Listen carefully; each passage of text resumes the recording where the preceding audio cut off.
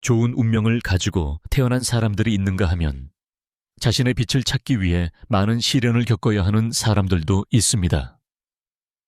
이명웅도 그중 한 명이다. 그는 한국 트로트 음악의 황금기일 뿐만 아니라 인내와 결의, 감사의 상징이기도 합니다. 그의 여정은 음악에 관한 이야기일 뿐만 아니라 운명을 정복하려는 의지와 열망에 대한 교훈이기도 합니다. 경기도 포천에서 태어난 이명웅은 다른 아이들처럼 평화로운 어린 시절을 보내지 못했습니다. 그가 아주 어렸을 때 그의 아버지는 사고로 세상을 떠났고 아무것도 채울 수 없는 고통과 공허함을 남겼습니다. 그 상실은 정신적으로 엄청난 충격을 주었을 뿐만 아니라 그의 가족은 빈곤에 빠졌습니다.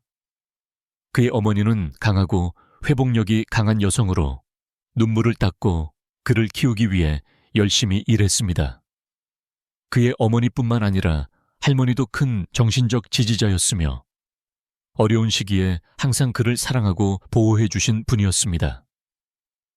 가난한 집안에서 자란 이명웅은 자신의 삶을 바꾸고 싶다면 다른 사람보다 몇 배나 더 열심히 일해야 한다는 것을 일찍부터 깨달았습니다. 그는 어린 시절부터 음악에 대한 열정을 가지고 있었지만 경제적 여건 때문에 다른 많은 사람들처럼 정식으로 음악을 공부할 수는 없었습니다. 그는 스스로 공부하고 스스로 탐구하며 자신의 신앙과 결의로 자신의 꿈을 키웠습니다. 그의 재능과 열정에도 불구하고 이명웅의 성공으로 가는 여정은 쉽지 않았습니다.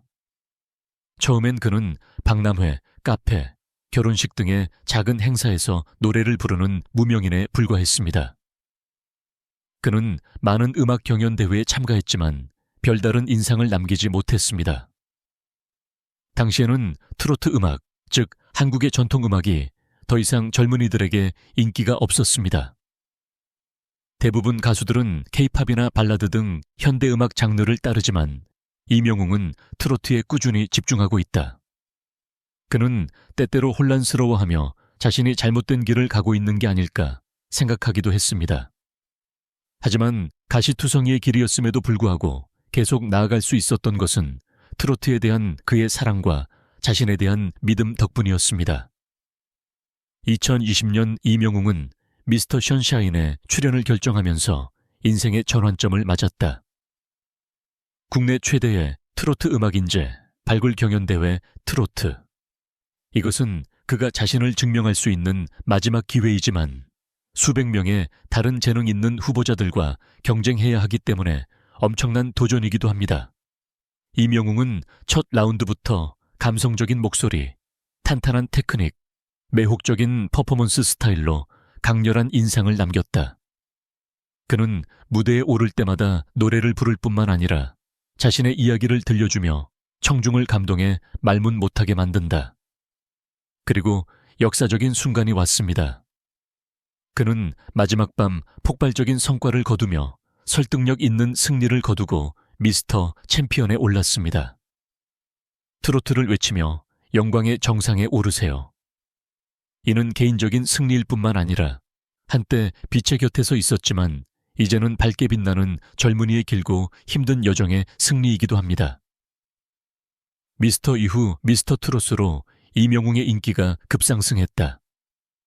그의 노래는 꾸준히 차트 정상을 차지하고 그의 공연은 몇 분 만에 매진됩니다. 그는 KBS 가요대축제, 멜론 뮤직 어워드, 골든디스크 어워즈 등 권위 있는 상을 잇따라 수상하며 한국에서 가장 인기 있는 트로트 가수로 거듭났습니다.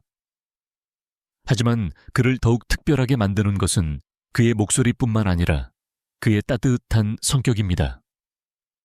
이명웅은 스타가 된 후에도 여전히 겸손하고 성실한 성격을 유지하고 있다.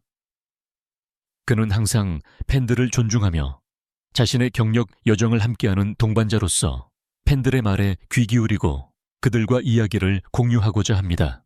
가장 기억에 남는 순간 중 하나는 그가 큰 상을 수상했을 때였는데 그는 자신에 대해 말하는 대신 어머니와 할머니에 대해 이야기하며 울었습니다. 어머니와 할머니가 없었다면 오늘의 이명웅은 없었을 것이라는 한 문장이 수많은 사람들의 마음을 울렸습니다. 이명웅은 단순한 예술가가 아니라 아이콘이다. 그는 다른 사람이 거의 할 수 없는 일을 해냈습니다. 트로트 음악을 젊은이들에게 인기 있게 만든 것입니다. 옛날에는 트로트가 노인들의 음악으로 여겨졌습니다.